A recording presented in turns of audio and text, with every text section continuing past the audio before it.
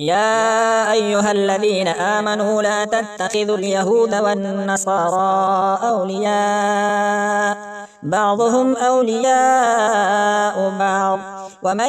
يتولهم منكم فإنه منهم إن الله لا يهدي القوم الظالمين فترى الذين في قلوبهم مرض يسارعون فيهم يقولون نخشى أن تصيبنا دائرة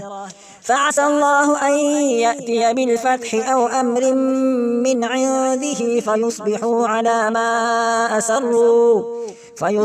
على ما أسروا في أنفسهم نادمين ويقول الذين آمنوا أهؤلاء الذين أقسموا بالله جهد أيمانهم إنهم لمعكم حبطت أعمالهم فأصبحوا خاسرين يا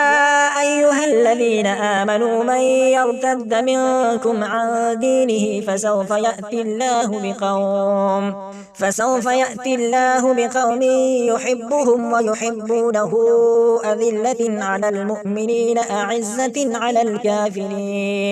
أعزة على الكافرين يجاهدون في سبيل الله ولا يخافون لومة لائم ذلك فضل الله يؤتيه من يشاء والله واسع عليم